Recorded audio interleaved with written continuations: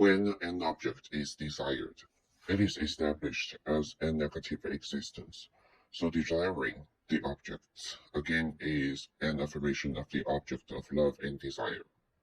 Unable to tolerate nothingness, one tries to cover it up, aiming to nullify nothingness. The way is to unify with it, understand it, and possess it. The possessed will completely disappear, just like with someone close. When you feel that you have completely obtained someone, you will no longer pay attention to that person. Indeed, you will notice those who are completely independent of you. Love and desire are possessiveness. Possession is about reclaiming one's own sense of being in control. When you fall in love with someone, you feel that the other person controls you and makes you act involuntarily. And this is the reason. Keeping the other person in the position of the object of love and desire means obtaining submission. The other person then becomes your big other. Loving and seeking to know the other person is about wanting to displace the other person from that position, while also maintaining the other person in that position. This state is the manifestation of the subjectivity of love and desire, which is the true realization of love and desire, rather than the moment of obtaining the specific object. Therefore, the process of seeking knowledge is about submitting oneself to the object of love and desire to achieve one's own non-submission. However, people often give in to love and desire because they can't eliminate this feeling. There is also the intervention of the meaning-based subject. Frustrated by unrequited love, they choose to withdraw from their own love and desire. Seeking knowledge is about possessing things, negating the negation, so it is also about wanting to liberate and free them. The desire for knowledge is the desire for freedom. It's not just about understanding oneself to liberate oneself. The process of seeking to understand is also the realization of freedom. When you define a concept and name an item, you don't necessarily need to show the item itself to others. You just need to describe it, say the name, and describe the symbols you know, just like the appearance of things. Thus, the symbol represents the thing. People describe things they have never seen, but they are still talking about it. Becoming a symbol means that it can be disposed of at will. If I say I want the teacup to be broken into pieces and painted with a rabbit, even if the teacup is not physically broken into pieces, in a sense it has already been broken. Possessing a person means whether the person can act, exist in accordance with your wishes. This wish is first the knowledge you expect of the other person.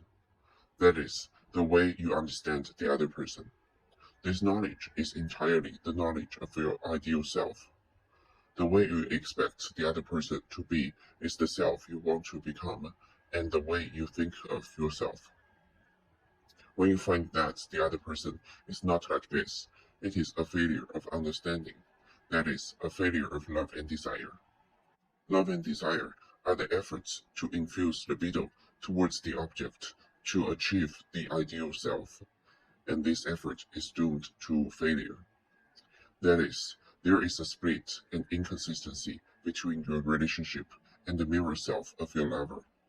You find that the other person you are getting along with is not what you thought. There are many differences between you. You have been in a relationship with your imagined other person. The maximization of this ideal self is nothingness. That is, the nothingness of the self. This trait is what the subject suppresses, the truth about the self that the subject doesn't know. Therefore, this similarity is easily overlooked. When this nothingness is placed in the other person, one encounters the truth about oneself. The subject thinks this truth is the truth of the lover. the charm of the other person, but in fact, the nothingness he loves and desires is something he himself fears and loathes. This is what Freud meant by fear is desire. What you love in your lover is what you can't directly love in yourself. The lover not only doesn't have the fear you imagine, but even loves what you fear.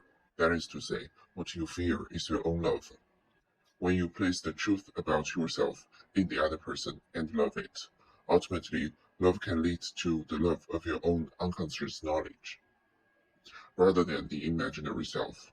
The clinical analysis goal. This is because the subject itself is that other person, that is, nothingness.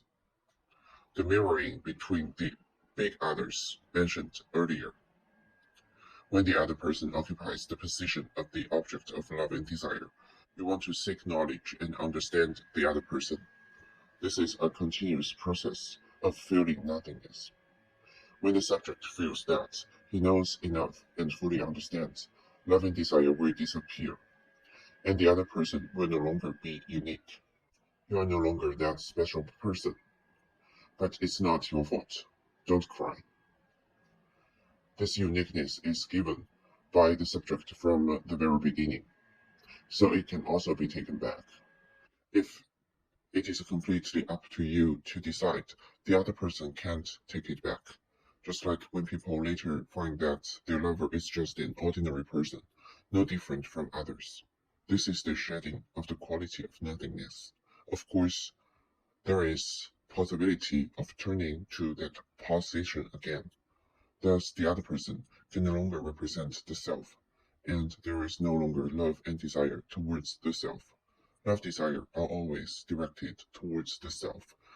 When the big other sets up a taboo, it limits the realm of love desire. For example, in heterosexuality, only the opposite sex can be chosen as the object of love and desire, and it must be an intimate relationship.